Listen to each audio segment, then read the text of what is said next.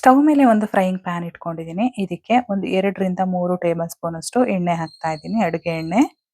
ಎಲ್ಲರಿಗೂ ನಮಸ್ಕಾರ, welcome back to my channel Sonu special. ಇವತ್ತು ತುಂಬಾನೇ ಸಿಂಪಲ್ ಆಗಿ ಗೋಬಿ ಕರಿನ ಹೇಗೆ ಮಾಡೋದು ಅಂತೇಳಿ ತೋರಿಸ್ಕೊಡ್ತಾ ಇದ್ದೀನಿ.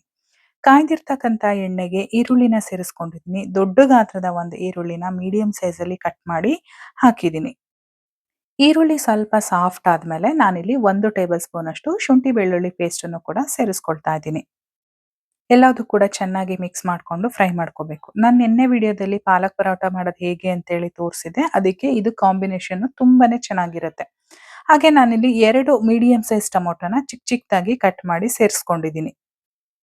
ಟೊಮೊಟೊ ಇಲ್ಲಿ ಸ್ವಲ್ಪ ಸಾಫ್ಟ್ ಆಗಬೇಕು. ಸಾಫ್ಟ್ ಆಗೋವರೆಗೂ ಈ ರೀತಿಯಾಗಿ ಫ್ರೈ ಮಾಡ್ಕೊಳ್ಬೇಕು. ಸಾಫ್ಟ್ ಆದಮೇಲೆ ನಾನಲ್ಲಿ ಖಾರದ ಪುಡಿ, ಸಾಂಬಾರ್ ಪುಡಿ, ಹಾಗೆ ಗರಂ ಮಸಾಲ, ಜೊತೆಗೆ ರುಚಿಗೆ ತಕ್ಕಷ್ಟು ಉಪ್ಪು, ಒಂದು 1/4 ಟೀ ಸ್ಪೂನ್ ಅಷ್ಟು ಅರಿಶಿನ ಪುಡಿ ಕೂಡ ಸೇರಿಸ್ಕೊಂಡು ಚೆನ್ನಾಗಿ ಮಿಕ್ಸ್ ಮಾಡ್ಕೊಳ್ತಾ ಇದ್ದೀನಿ.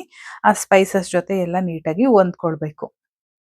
ಸ್ಪೈಸಸ್ ಹಾಕಿದ ಮೇಲೆ ತುಂಬ ಹೊತ್ತು ಫ್ರೈ ಮಾಡೋ ಅಂಥ ಅವಶ್ಯಕತೆ ಇಲ್ಲ. ಒಂದು 20 ಸೆಕೆಂಡ್ ಆದಮೇಲೆ ನಾನಿಲ್ಲಿ ಗೋಬಿನ ಸೇರಿಸ್ತಾ ಇದ್ದೀನಿ, ಅಂದರೆ ಕಾಲಿಫ್ಲವರು. ಈ ಕಾಲಿಫ್ಲವರ್ನ ನಾನು ಒಂದು 10 ನಿಮಿಷಗಳ ಕಾಲ ಬಿಸಿನೀರಲ್ಲಿ ಉಪ್ಪು ಮತ್ತು ಅರಿಶಿನ ಪುಡಿ ಹಾಕಿ ನೆನೆಸಿಟ್ಟಿದ್ದೆ. ಸೊ ಚೆನ್ನಾಗಿ ವಾಶ್ ಮಾಡಿದ್ದಾದಮೇಲೆ ಇದಕ್ಕೆ ಹಾಕಿದ್ದೀನಿ. ಡೈರೆಕ್ಟಾಗಿ ಹಾಗೆ ಹಾಕಬಾರ್ದು. ಇದನ್ನು ತುಂಬ ಔಷಧಿ ಸಿಂಪಡಣೆ ಮಾಡಿರ್ತಾರೆ ಅದನ್ನು ಬೆಳಿಬೇಕಾದ್ರೆ. ಹಾಗಾಗಿ ಆ ಮೆಥಡನ್ನ ಫಾಲೋ ಮಾಡಿಕೊಂಡು ನಾವು ಯಾವಾಗಲೇ ಕಾಲಿಫ್ಲವರ್ ಯೂಸ್ ಮಾಡಬೇಕಾದ್ರೂ ಕೂಡ ಅದೇ ರೀತಿ ಮಾಡ್ಕೊಳ್ಬೇಕು. ಸ್ವಲ್ಪ ನೀರನ್ನು ಹಾಕಿ ಒಂದು ಲಿಡ್ ಕ್ಲೋಸ್ ಮಾಡಿ ಒಂದು 10 ನಿಮಿಷ ಬೇಯಿಸ್ಕೊಳ್ತೀನಿ ನಾನಿವಾಗ. 10 ನಿಮಿಷ ಆದಮೇಲೆ ಲಿಡ್ ಓಪನ್ ಮಾಡ್ತಾ ಇದ್ದೀನಿ. ಇದು ಸ್ವಲ್ಪ ಇನ್ನೂ ಕನ್ಸಿಸ್ಟೆನ್ಸಿ ನೀವು ನೋಡ್ತಾ ಇದ್ದೀರಾ, ಸ್ವಲ್ಪ ಇನ್ನೂ ತೆಳುನೇ ಇದೆ. ಇಷ್ಟು ತೆಳುವಾಗಿರಬಾರ್ದು, ಸ್ವಲ್ಪ ಗಟ್ಟಿ ಆಗಬೇಕು ನಮಗೆ. ನಾವು ಯಾವ ರೀತಿ ಗ್ರೇವಿ ಎಲ್ಲ ಇರುತ್ತಲ್ವಾ, ಆ ಕನ್ಸಿಸ್ಟೆನ್ಸಿಗೆ ಬರಬೇಕು. ಹಾಗಾಗಿ ನಾನು ಮತ್ತೆ ಒಂದು 5 ನಿಮಿಷ ಹಾಗೆ ಓಪನ್ ಇಟ್ಬಿಟ್ಟು ಬೇಯಿಸ್ಕೊಳ್ತೀನಿ.